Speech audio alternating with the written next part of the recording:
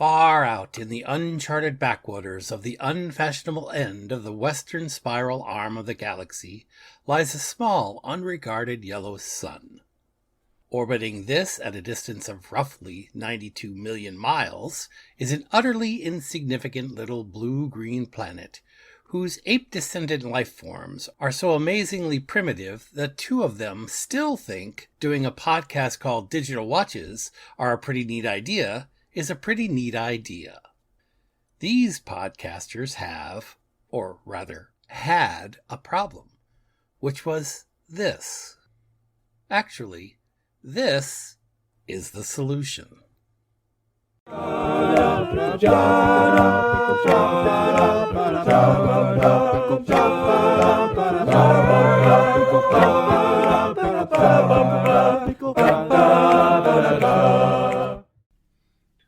Hey, Bryan, what's this? Well, Jeff, this is our Season 3 wrap-up. Season 3. Wow. I didn't think we'd get through Season 1, and here we are coming up on a fourth. It's exciting. I mean, I like you, was amazed that we were able to come up with a full season of content, and I feel like we still have seasons to go. Yes, I think we do. It's exciting. So let's just kind of go through all of the different episodes and say what we remember about each of them. Let's scrape the old brain cells and see if we can reach back a year, huh? Yeah. So the first episode of Season 3 was titled All Praises to Dirk Maggs. Oh, yes. And this is where we talked about Hexagonal Phase, which was the sixth installment of the BBC radio series. Right. This is where Owen Coffer's book was turned into a radio show, correct? Correct. Officially turned into a radio show. Right. And the reason for our title was that you and I both agree that we believe it was Dirk Maggs who made the nonsense that was his book into a relatively listenable radio show. Absolutely. Like I said in my summary, that we both agreed that this story benefited from a severe abridgment.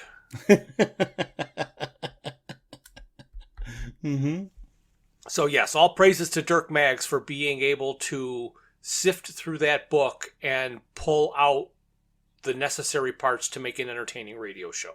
That's right. So the second episode of Season 3 was released in December, and I titled it, I Don't Remember Arthur Driving a Blue Volvo Estate. Oh, neither do I. Yes. Well, this is where we strayed outside of official BBC productions and we listened to something called Apocryphal Phase. Correct. Which was basically fan fiction produced by a company called Planet Scarrow, which is a Doctor Who reference. And it was a 6-episode serial that I said tested the limits of our endurance, tolerance, and patience. Absolutely. I mean, it was obviously, as you said, a fan fiction that was just barely produced. So interesting. And the reason for the title is, for some reason, they said Arthur got in his blue Volvo estate and drove away. And I'm like, wait, what? How? Where? Why did you come up with him to have a specific model car? It was very, very weird. Among the many weird things in that episode. Yes. So the third episode of Season 3 was released in January. And I said, introducing Jiffy Kneelers and Barnacle Blimp. I love that. The anagrams. Yes. So this episode is about the book Last Chance to See, which was Douglas Adams' passion project about conservation and endangered animals. And the Jiffy Kneelers and Barnacle Blimp is a reference to an anagram. In the book, Douglas Adams points out a place that he visited, which was the only known anagram of his name. So I decided to make anagrams of our names and use them, and this is what we got. Somehow it's what we deserve. Right. But all kidding aside, this book is something that should be read by everybody, regardless if they are a Douglas Adams fan or not. It was very well written, and we enjoyed it a great deal. Yes, I absolutely agree. After that, our February episode, I titled, Peter Jackson is Smaller Than I Thought. I still think that that's such a weird thing, and it's absolutely true. He's such a Right. huge character in the movies, and talked about with such great respect, and then to see him in real life is shocking. I thought so. Absolutely. So this was the BBC TV program Last Chance to See, where Mark Carradine goes around with Stephen Fry rather Right. than Douglas Adams, because this was recorded after his passing. Correct. And one of the places that they visited was New Zealand, where Peter Jackson does most of his movies. And they did a little discussion with him. And he was very small stature, where, like you said, his place in the movie business is immense. In March, we did the next episode. We did 3/4 of The Salmon of Doubt. This is a curated collection of the writings published after the death of Douglas Adams. The title Salmon of Doubt was a working title for an unfinished third Dirk Gently novel. Correct. But we did not cover that in this episode. We only covered the beginning of the book, which is why it says 3/4. Right, which is a collection of fascinating articles that delve deeply into the mind of Douglas Adams. And this is a book that I enjoyed way more than I thought I was going to. And I don't know why I didn't think I was going to enjoy it, but I thoroughly enjoyed this book. Well, at the beginning, it's a little dark because, of course, it's talking about his death, and there's eulogies involved and that kind of thing. So you get the impression that it could be, a bummer, but obviously it's not. It's a very, very good book, and it's well presented. Yes, it is. So after that, in April, we did the Fundamental Interconnectedness of All Things, which was the first of the Dirk Gently novels. Correct. And we wanted to do the 2 released Dirk Gently novels before we tackled the unfinished third one. Seems logical. So that's why we only did 3/4 in the last episode. Correct. And this is in observation of that, now that we're kind of at the other end of the Dirk Gently stories, I really enjoyed the first book, and it was only through this multiple listen, reread event that we were able to delve deeply into the plot and understand its interconnectedness. Right. Which on a casual read would be tremendously difficult, I would think. Yes. And speaking of that, there is a lady, we have a client here at the farm, and we talk about lots of different things, and novels and movies are 2 of them.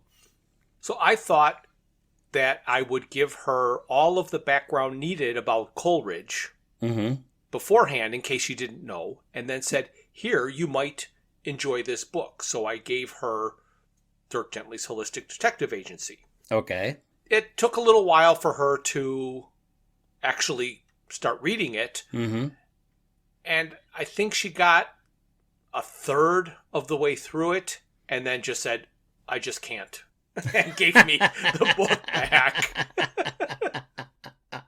Oh my goodness.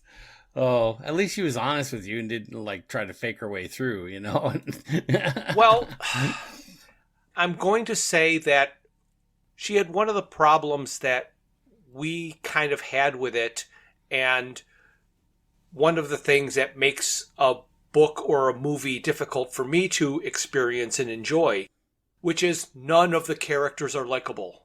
Yeah, Yes, we talked a lot about that in the description of. Actually, we got more into that into the Long Dark Tea Time of the Soul. Right. But we did talk at some length about that particular aspect of these books.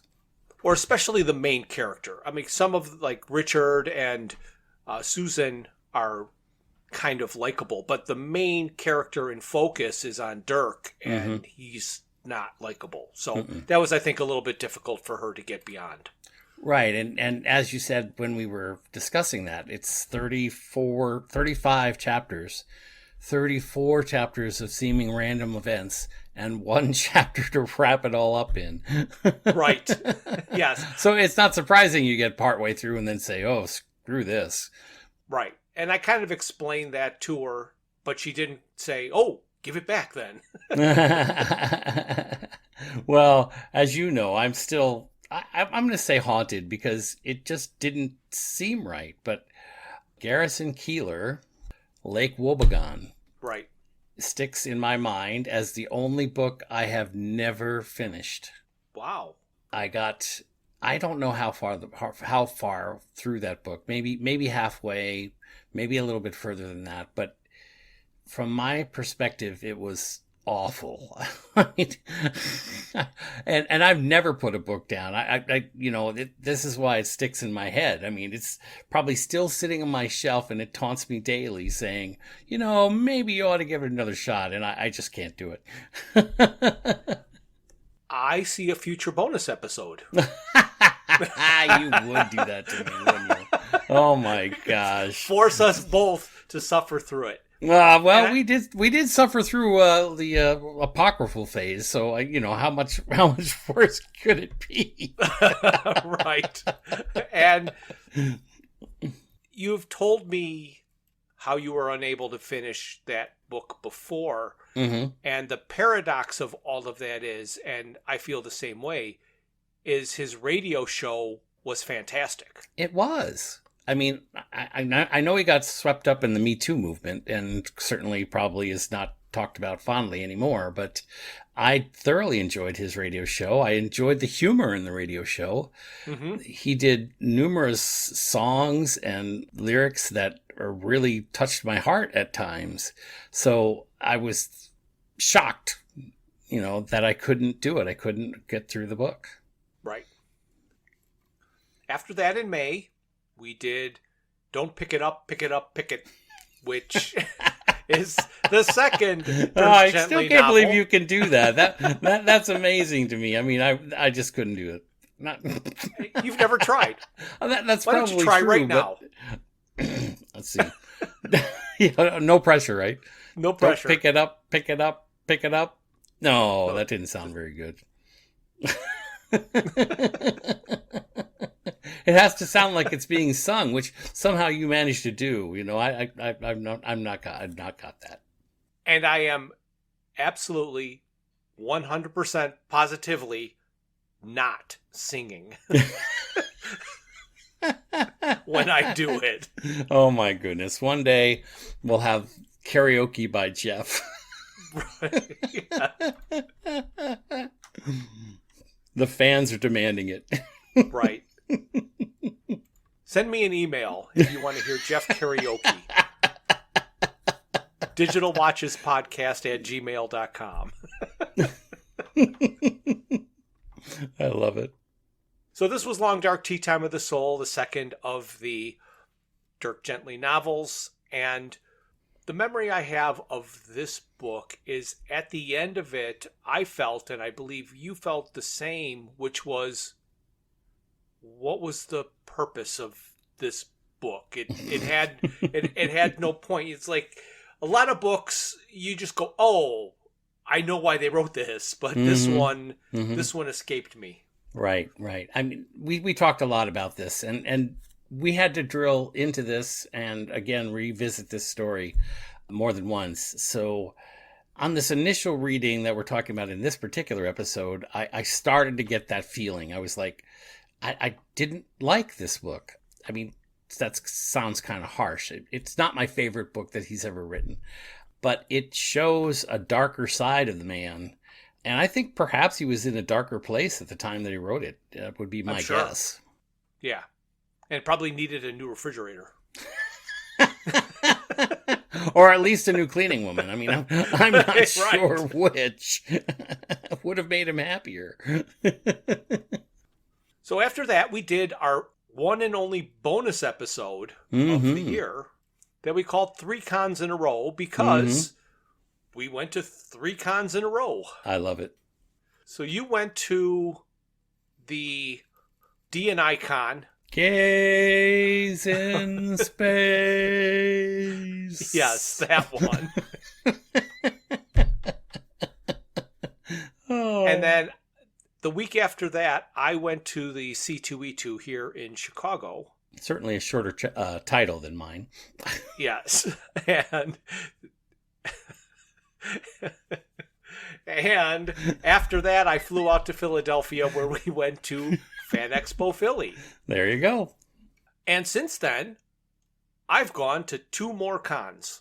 Oh, we're going to have to do a bonus episode about that. I figured we would just do it right now. Okay. If you've got some con stuff, let's go, man. Go. Yeah. So the first one that I went to was a couple weeks ago, and it was the Nightmare Weekend Horror Convention. Oh, I know how much you love the horror stuff. Yes, it was very good. The main thing that I went there to see was they had 7 cast members from the movie The Warriors. And it was fun listening to them talk about the movie and all the filming. But the most jarring thing for me, and I don't know how to set this up, there are things that you know, but you don't ever put them next to each other. Like, right. I know this, and I know this, but I've never looked at them side by side and went, well, that's just weird. So we're at a horror convention. We are watching the panel of the cast members talk about their experience filming the movie The Warriors. And the main character and the leader of the Warriors was Swan, and he was played by Michael Beck. And Michael Beck is telling stories and all this, and all was good. And then they ask him this question. So, how did you get cast in Xanadu?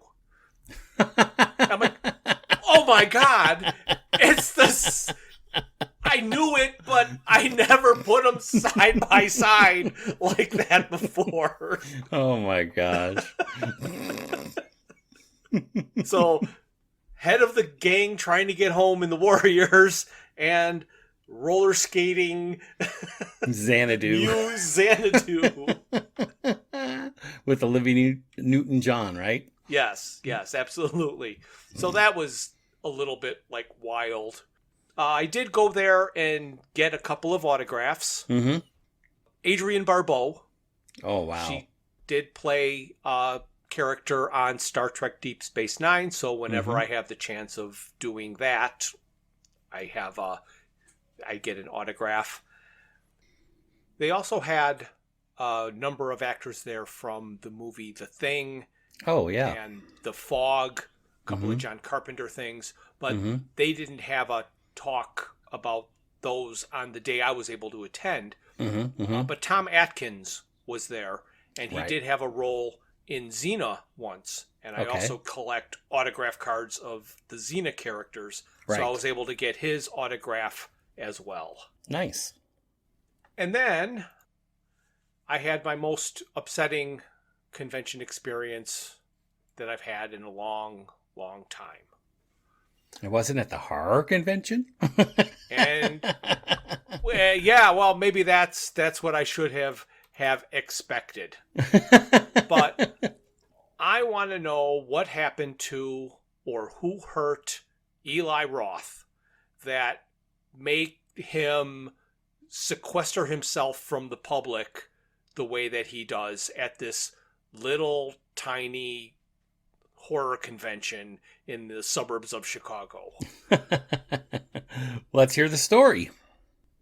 I wouldn't say that I am an Eli Roth fan. Like, he's made a few movies that I have seen, Hostel, a couple others, but he did on AMC a TV program called The History of Horror. Mm-hmm. And it lasted for 3 seasons, and I watched every single episode. I would pause it because I would always watch it on DVR, so I could pause it. And then if there was ever a movie they were talking about that I thought was interesting, write it down on my list, and then I'd go watch it later. Right. Most of the horror movies that he would be talking about, I'd say, yep, seen that one, seen that one, seen that one. But then there'd be one on the list that I didn't see. And like, all right, got to check this out.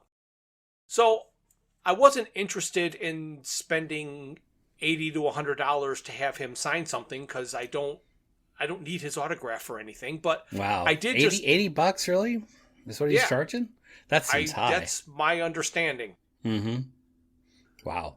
So I did want to say hello. I did want to say how much I enjoyed his TV program. Mm-hmm. And if he was willing to talk a little bit, I had some movies I wanted to ask him his opinion on because I have opinions on movies. Mm-hmm. Mm-hmm.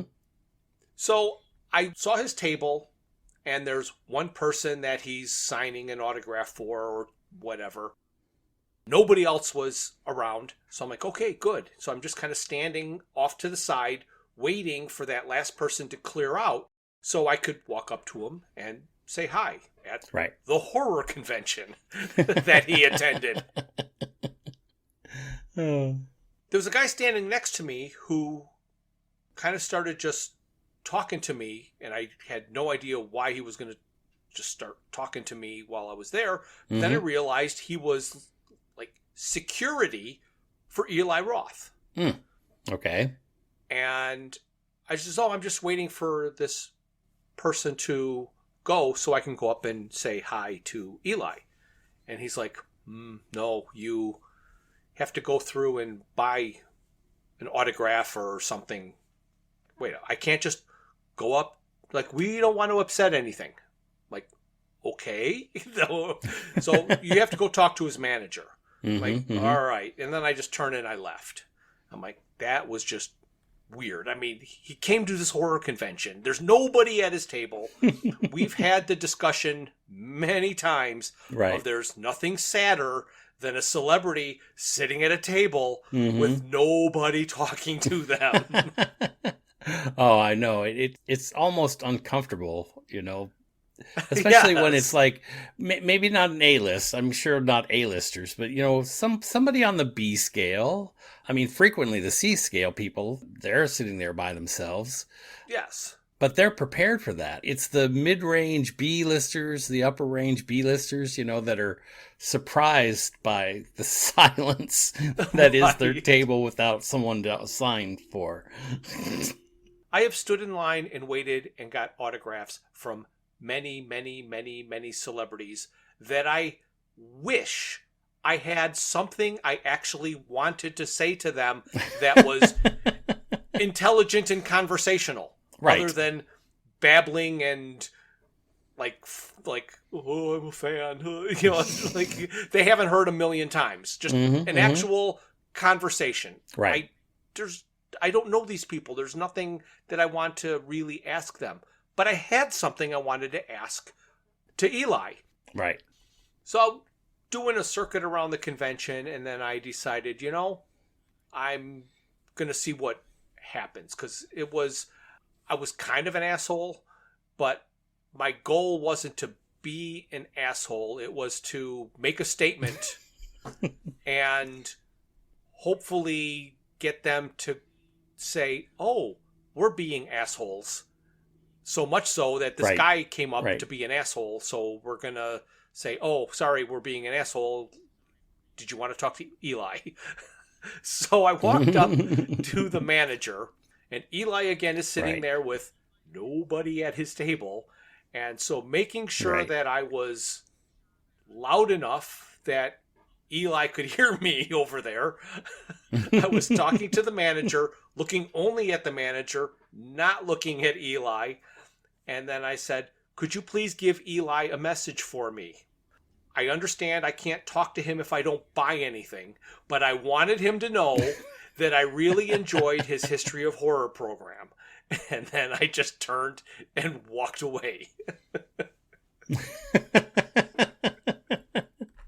Oh my gosh. So and then ridiculous. later on at the convention, I did see him stand up from his table to make a walk around the show floor and the vendor area to look at the different things, all by himself with the bodyguard or security person like one step behind him to his left, as making sure nobody talks to Eli, I guess.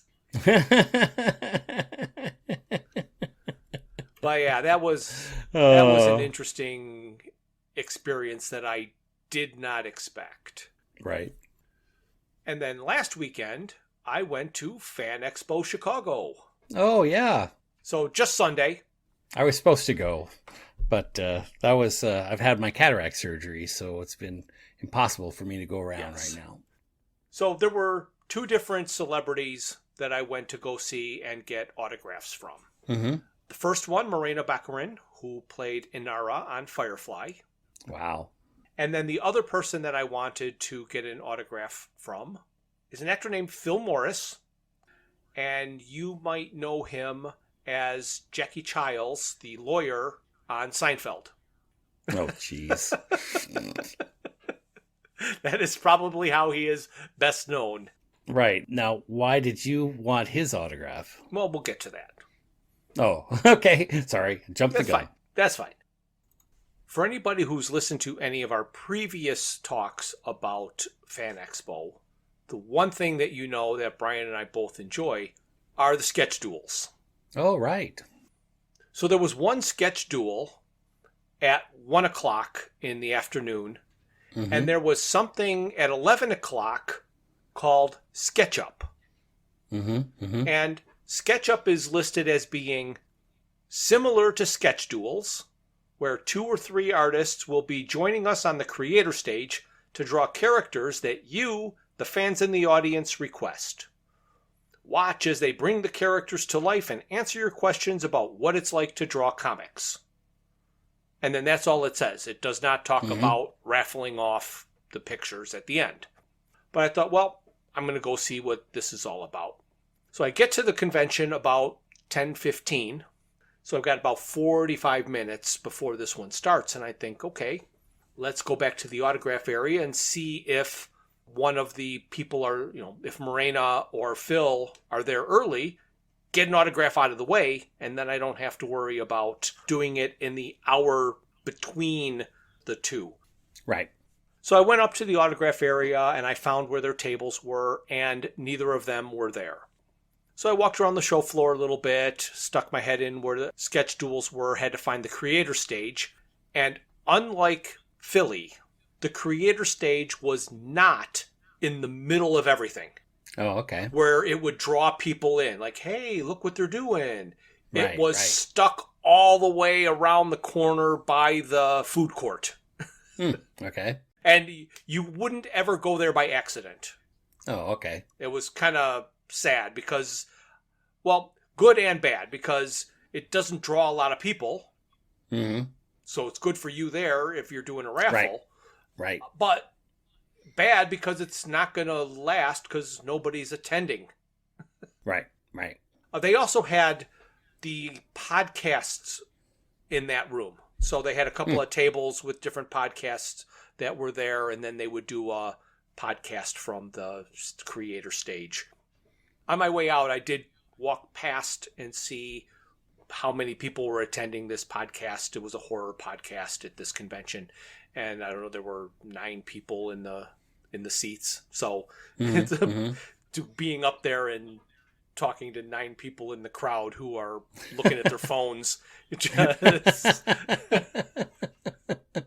oh, I need somewhere to sit down. Oh, nobody's here. Let's have a seat. So I went, I found where the creator stage was, and then I said, all right, I've still got a half hour. Let me run back to the autograph area, see if they've shown up yet.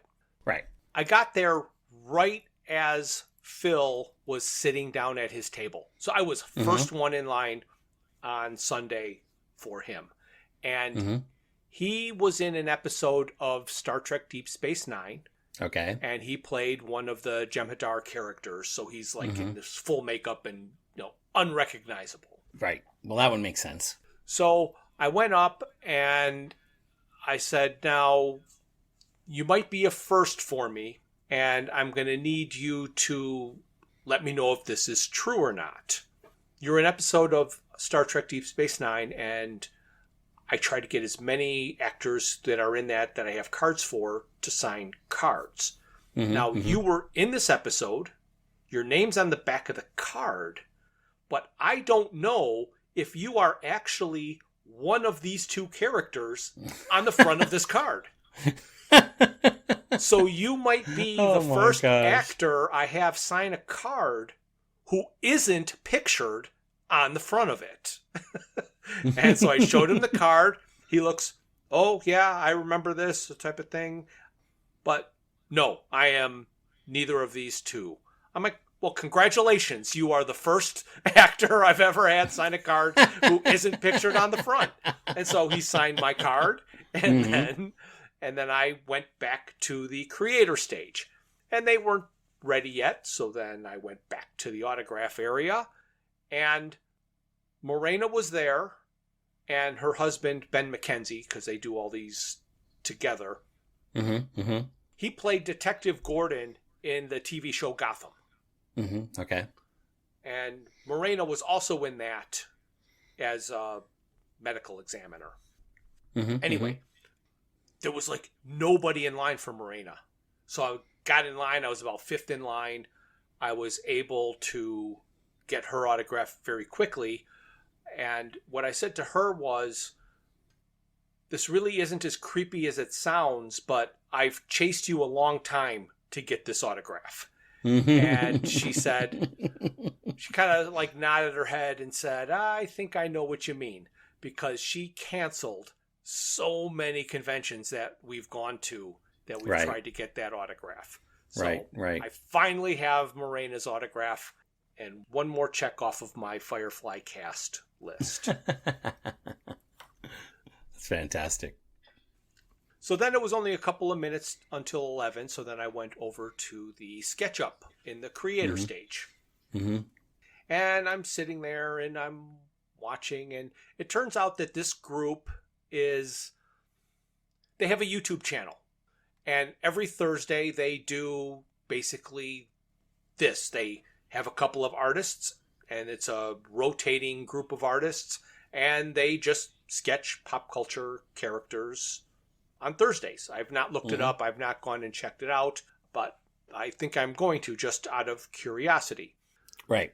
And it was run very similarly to Sketch Duel. They had 3 different artists on stage. They were Mog Park, Tony Moy, and Fang Fang. Okay. So they're sitting up on stage. There's a moderator who's walking around part of the group going, okay, who has an idea? And it's like, silence, nothing, nothing. Who's wants something? And then one guy yelled out something, a character from the new Inside Out movie. Oh, and Pixar's movie? Yeah. Yeah. Okay. And they were like, somebody said, like, I have no idea who that is. I've not seen that movie yet, type of thing, whatever. And so he threw out another idea, and I don't remember exactly what that was. And they're talking. And they're like, okay, anybody else? Again, it's silence. Oh, come on. You didn't jump in here? So I threw my hand up because I wasn't going to just let this go. And Right. I just said, Godzilla rampaging through Chicago. Okay. Okay. And then other people started putting up their hand and then started calling things out. So after people were calling out things, they did it. The difference between SketchUp and a Sketch Duel is the person who makes the suggestion gets the drawing. Oh, wow. Okay. It's not even a raffle. It's just, if you put your hand up and you ask for something, that's the one you're going to get. Oh, wow. It actually turns out that 2 of the artists drew each of the 2 things that the first guy said, So he got them both. Oh, dang. You didn't get your Godzilla through Chicago? Oh, there he is. Oh, man.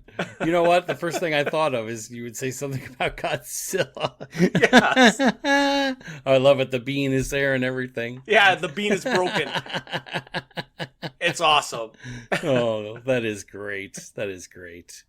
I love it. So that was a fun show. Then I did go to the sketch duel. Mm-hmm. Mm-hmm. The sketch duel had the two artists were Chris Burnham and John Boy Myers. So you remember John Boy? Yes, I do. I do remember John Boy. That's awesome. What was interesting about this one is at the beginning when they started asking for ideas, people said something like Deadpool eating a roast beef sandwich. But that has kind of been what they've always asked for. Right, Deadpool is the first person I think of when I think of these shows. I'm not sure why. I mean, he's not one of my favorite characters. He's funny, and I enjoy the shows with him in it. But I think it was John Boy who said, please, somebody ask for something you might actually want. Pictures of Deadpool eating a roast beef sandwich aren't very easy to sell on eBay.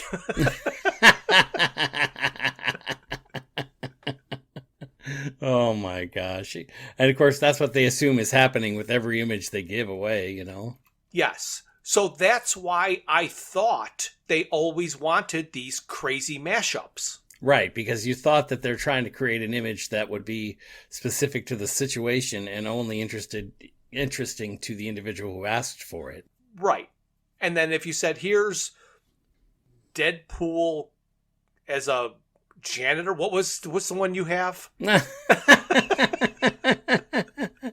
Deadpool dressed as Wonder Woman. Crime scene cleaner. Cleaning up a crime scene, exactly. Yeah. So, right, like, how do you put that on eBay and say, here, so... Trust me, it's never going on eBay. No, I understand that, but... Oh, yeah. But I understand it from that perspective. However, there's also this perspective of, I am this artist, and I am drawing this thing and signing my name to it and putting it out there. So people are going to see that I drew Deadpool dressed as Wonder Woman cleaning up a crime scene. You know, so I think for the integrity of their art, they don't want that kind of thing. So John Boy actually ended up drawing Deadpool. No, see? This was at SketchUp. So SketchUp was the Deadpool with the roast beef sandwich, and he drew Deadpool spinning a hot dog on his finger. It was still John Boy that said, stop the nonsense type of stuff. Just ask for a nice picture of Batman or something, you know. So anyway, he kind of did that. And during the drawing, Chris, I think, drew 3 different sketches. And John Boy did a lot of talking. Right. It was a lot of not just babble. This was good, you know, life lessons, what I've learned on my trip. What was kind of funny is Chris was talking about breaking into the business and having a mentor that he called when he was asked his page rate, and the page rate that he got is more than John Boy's getting. So he's going to call his agent and tell him that he needs to raise because, you know, if Chris is getting this much, I want to get the same. And so there was this, like, Chris is going, oh my God, what did I just do type of thing. So Chris drew about 3 different sketches, and John Boy did just one. I don't even remember what it did because he never really held it up as a finished look what I did, but it looked like he drew it on a blank comic book.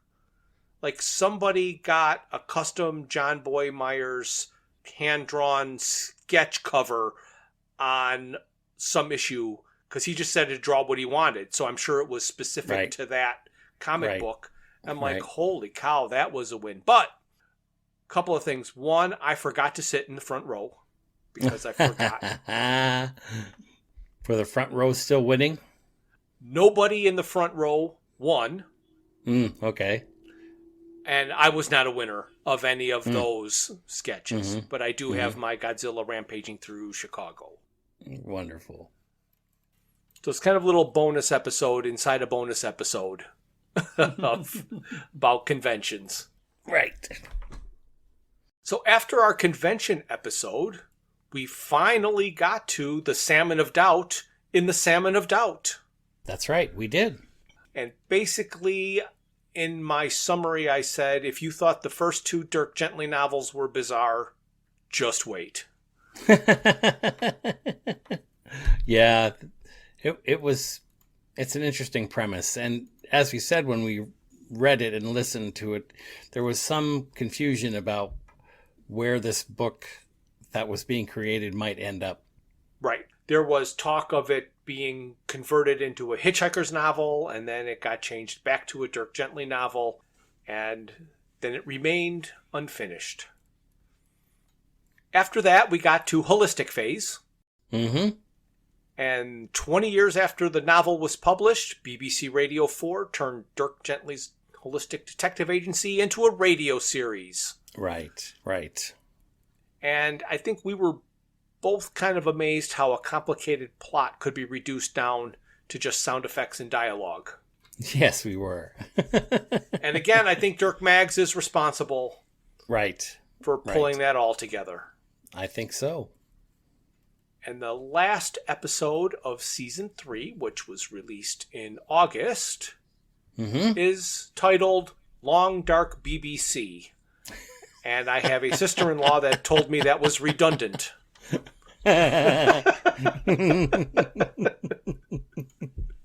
Oh, there you go. At least you got a response. Yes. So this is the BBC radio show of Long Dark Tea Time of the Soul. Right.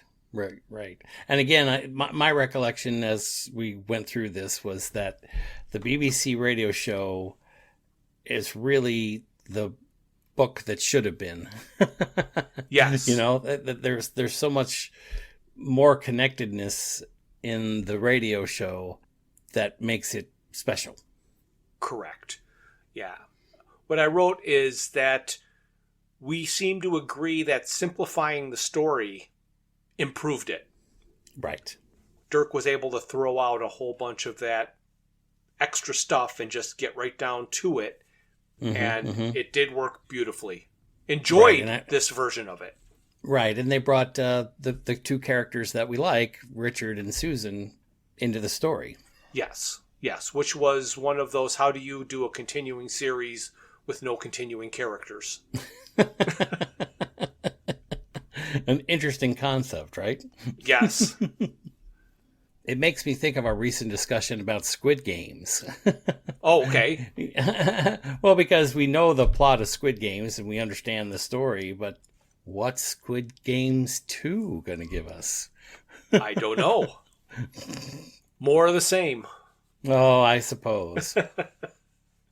And the last episode of Season 3, we did the first of the Dirk Gently TV series. So there was a pilot, and then a break, and then a 3-episode series after that. Right. And here, what we enjoyed the most, well, speaking for myself anyway, is the second and third, which are the last 2 episodes, really solidified the concept and gave us hope for the future of these characters. Now, Richard is in the 3rd episode, but Susan is not. So we'll have to see what happens if they ever try it again. Yes. I really enjoyed the way they put that together. They kept the integrity of the whole idea of who Dirk Gently is and didn't really take too many liberties. And they did draw from all of Douglas Adams' writings to throw little nuggets in, for the fans, as we've said. They did make Dirk into a character that is different than the books. He's an attractive person who, well, let me rephrase that. He's a person who women are attracted to. Correct. Which is unlike the character in the book. Right, because they are repulsed by him. It would be interesting to see if you could even create a character that matches the book's description. Because with CGI, it would probably be able to be done, but it would be an expense that would be unnecessary, but it would be phenomenally funny to me. Right. Is he wore this red, wide-brimmed hat that always remained level no matter the position he was in. So as he walked, he'd be moving and bouncing and waddling, but his hat would just stay level, and he'd be moving underneath it. Right, exactly. Well, it's funny. We've talked a lot about different TV shows, and one of the things that I've always appreciated about the British approach is that not every actor or actress is phenomenally beautiful. Right. An American show, a TV show in America, tends to have actors and actresses that are stunning in various ways. But in the BBC and in the English programs that I've seen, they're willing to have their characters have character. Right. Which I really appreciate about BBC and their television approach. And I did say something about if the BBC tries again with Dirk Gently, and of course we know they did, right? Yes, they did. So that's coming up in season 4. Right. The first episode of season 4 should be the first half of the second Dirk Gently series. Because they had way more episodes than 4. Right. It'd be interesting to see, because my recollection, I had never seen any of the previous 4 episodes that we just watched. But I know that I've seen a few of the series that we're about to watch. Okay. So I have certain recollections of that particular TV show, but certainly not 8 or 10 episodes of it. Well, I have seen both seasons of this second series. And the recollection that I have is that it was confusing and didn't make a whole lot of sense. So it's a typical Dirk Gently story, and now that I'm going to have to dive into it deeply and watch it multiple times, I think I will actually figure out what it's all about and how it's all connected. Yes. Well, I'm looking forward to season 4. I think we've even managed to figure out an entire season's worth of content between the two of us. Yes. However, it is very Dirk Gently heavy. I guess that's true, isn't it? So if there is anything out there that anybody can think of that they're like, how come they haven't talked about this yet? Now is your chance to throw us an email to let us know what you would want to hear Hitchhikers related if you don't want to get a whole bunch of Dirk Gently stuff. Because there is this 2 seasons of a TV series, and then there are 3 graphic novels / comic books that we can cover the same way we did the Hitchhikers one, which again we'll do on YouTube, so you'll get to see everything that we're looking at. Right. Well, it sounds exciting to me. I'm really looking forward to it. I can't believe that another year has gone by and we've had an opportunity to speak with each other on a regular basis. And of course, that is the reason we started this, that we wanted to be able to talk about our passions and share them with the world. Yes. But now that we know what's happening next time, I think I'm going to have to say this is the end. So back in October, we started out with an episode titled Loose Ends. That was our season 3 wrap up. That's right. Which we're not going to talk about, so I will edit that out. Because that was the last episode of season 3. Should we try to get in transitions? You want me to say something like, well, what was after that? Or do you just want to No, I think if it was natural, I'd say yes, but if it's forced, that's not what we've ever done. Yeah, you're right. So... what was next? Well, you do. That's how you end a lot of the episodes. I do, and I do think it's kind of funny, but I don't know whether you think it's funny. But... No, I do think it's funny, but I don't want to do it 11 times. Well, that's good to know. No, I do get a kick out of it. I do think it's funny when you do that. It's very well written, and we did enjoy it quite a bit. Hold on, my tongue fell out. Let me try that again. That's what she said. It's very well written, and we enjoyed it a great deal. I'm going to edit to a when you're saying it, but if you're saying it laughing for no apparent reason. You want me to try it again? Yes. Okay. I forgot what I said. Oh my gosh, let me try. You enjoyed it very much. And they did draw from all of Douglas Adams' writings to throw little nuggets in, for the fans, as we've said.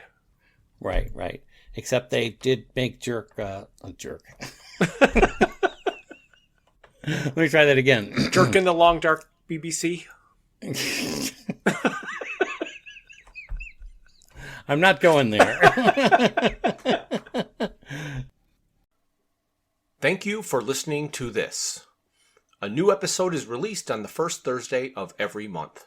A special thank you goes out to Luke, Max, Greg, and Tim Lesnick for arranging and performing our opening theme. Visit our website at digitalwatchesareaprettyneatidea.buzzsprout.com. While there, you can find links to all of my Hitchhiker's Guide to the Galaxy inspired t-shirt designs. You can contact us via email at digitalwatchespodcast@gmail.com. You can find us on YouTube and Facebook at Digital Watches Are a Pretty Neat Idea. You can message us on Twitter, or should I say X, at Watches Idea, and our Instagram is Watches Idea Podcast.